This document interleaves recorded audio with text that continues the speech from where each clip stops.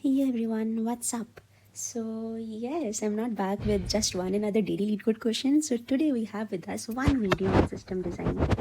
So, let me be very clear at start only, guys. It's my first time explaining, so I might be very bad at it, but it's just that I'm just using YouTube as a source right now to, I don't know, just share whatever I read. So this helps me in dual way. This motivates me to read, and then it motivates me to make video. Both of the things I love.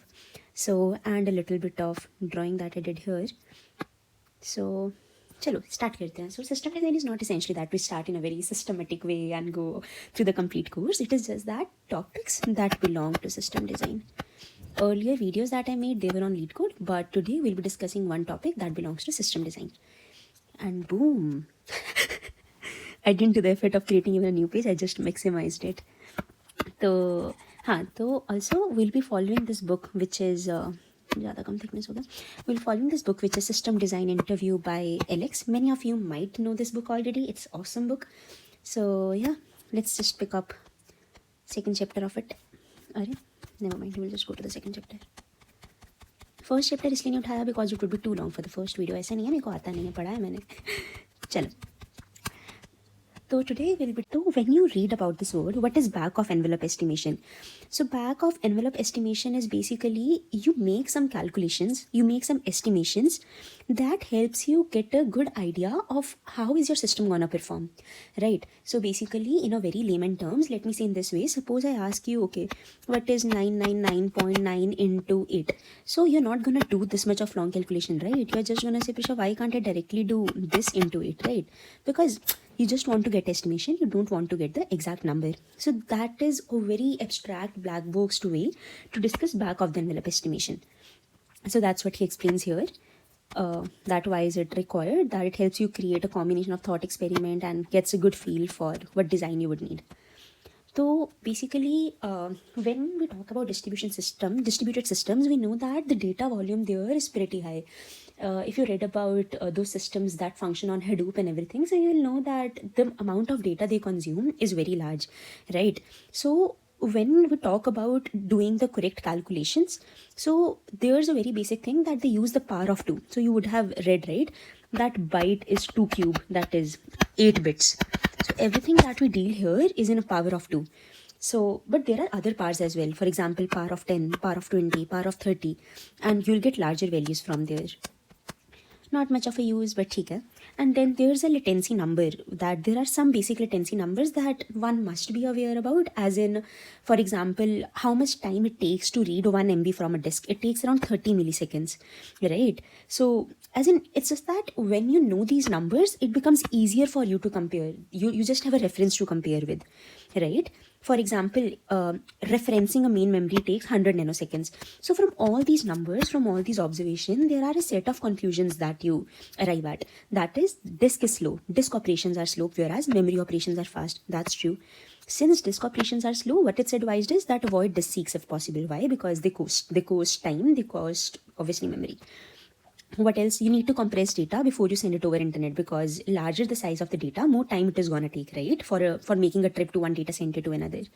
And then data centers are in different regions and it takes time to send data between them, obviously. So there are different data centers that are located and each of them is at a different region. So what essentially this video is about is to getting familiar with numbers.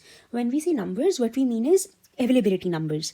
Basically, for example, when I say my system is 100% available, right, it means it has a zero downtime. So there won't be even a single second or a millisecond in a day where the server has gone down. But this can't happen, right? So there's a fuel time that every system needs.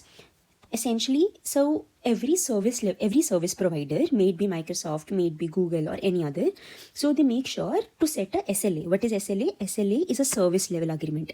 What it means is, what would be the downtime of the system, or okay, better say, what would be the uptime of the system. So basically what they say is, they are used by service provider and they define the level of uptime the service will deliver. Majority of them set their SLAs to 99.9%. What it means is that 99% of the time the system will be available. तो let us see कि ये numbers कहाँ से आते हैं, as in let us understand this concept of 99%. ठीक है, तो इसे थोड़ा erase कर देते हैं. I did it for my reference. भैया eraser थोड़ा बड़ा हो जाए. Okay.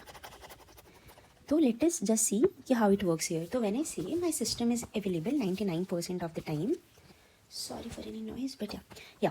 What I mean when I say my system is available for 99% of the time, so what are total minutes in a day? TM is total minutes. These are 24 hours into 60 minutes. That is 1440 minutes. Does that make sense?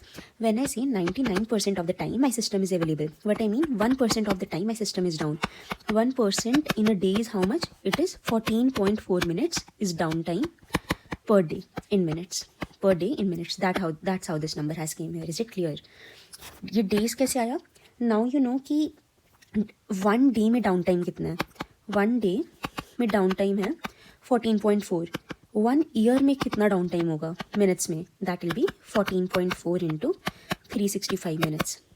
And when I convert this value to day, that would be approximately 24 into 60. So when you do this calculation, what you get is 3.65 days.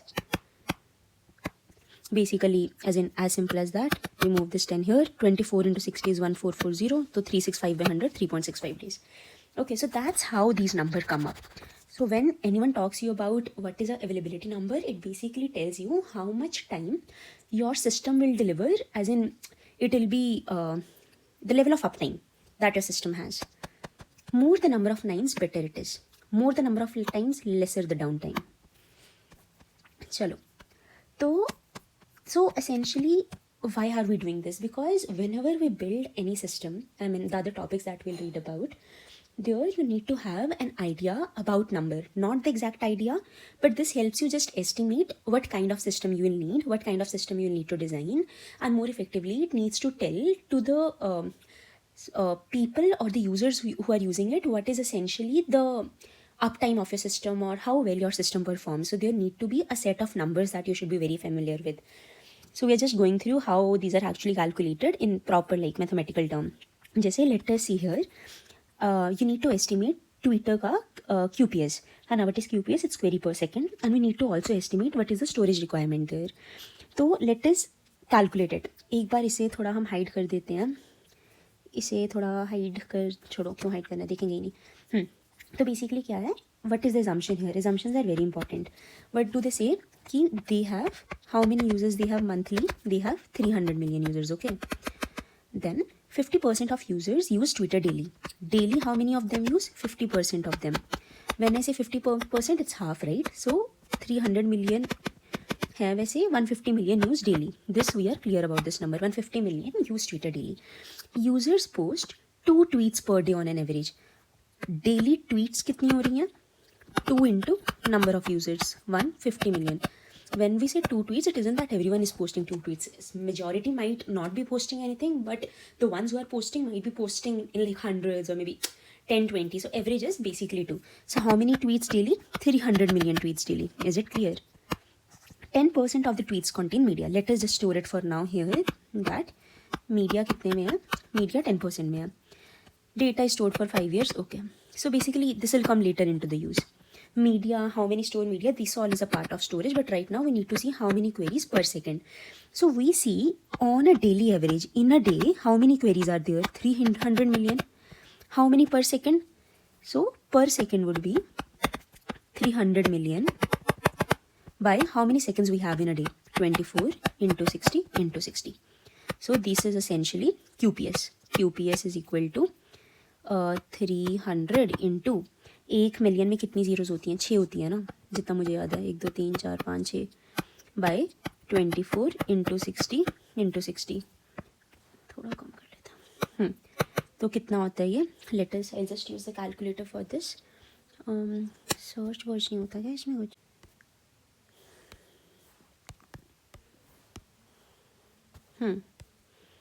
So this comes down to be 300 into 1 2 3 4 5 6 divided by 24 divided by 60 divided by 60. 3472. 3500 queries per second. Per second tweeters get 3500 queries. Let us see. Matched. And what is PQF? peak QPS is essentially you estimate कि max to max कितना जाएगा. So the best way majority of the service providers do this is using twice your QPS, twice your average QPS. So 2 into this number, 7000. So let us see storage कितना लेता है. Let me just erase this.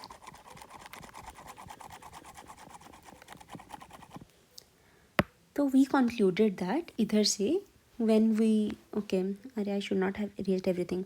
So daily we concluded that monthly, since there are 300 million users, and then daily it was 50% of that was 150 million, and everyone did 2 tweets per day. So 300 million tweets we have every day. So let us see इसका media storage कितना होगा. 10% of the tweets contain media. So daily how many tweets had media? 10% of 300 million. And then there's an average tweet size that they have told here. Media is 1 MB. Had it been text, it would have been 140 bytes. But let us consider it 1 MB here. So it's कितना हो गया ये? It's 3 million MB. ठीक है. So that is essentially 3 TB per day.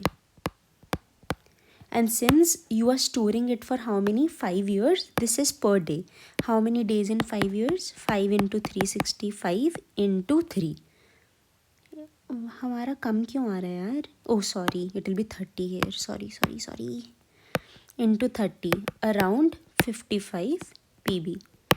यार ये PB तो अब तुम थोड़ा फिगर आउट कर लेना. PB क्या होता है, मतलब कितनी ज़ीरोज़ आती हैं PB में. थोड़ा मेरे को इसका आइडिया है नहीं. मे बी यहाँ कहीं लिखा हुआ था. ये रहा 1 petabyte. This is 1 TB, 1 terabyte. Cool. So the point is, why did we do this? As in, why did we calculate this? Maths करके हमने छोड़ दिया. What we were doing essentially. What this all helps is, it essentially helps you to round and approximate. Like, it is about the process. As in, it's more like you should know that how much, like, numerical value क्या है तुम्हारी service की. Like, that's what it's written here, rounding and approximation. Since it's difficult to perform this, why not simply perform this? It's always a good idea to write your assumption. इधर assumption क्या थी? We assume that media take 1 MB, text takes 140 bytes and all. And these, obviously these. What are the active users we are assuming and how many tweet every day. And it's very important to label your units. Like, what if I just write 55 here? Bro, nobody would know that it's 55, what was it? Petabyte we are talking about, right? So to know the value, it's always important that you do this. And then very commonly asked estimations are basically, what is QPS? What is peak QPS? As in twice of QPS. And then they might ask you कि ठीक है, what are the number of servers that you assumed, data is stored for how much time. So essentially you need to assume the values, and then based upon that you perform certain set of calculations and you deliver. Okay, I'm assuming this, and this is the system I'm building, and this is the QPS that my system would be delivering. So yes, that was it.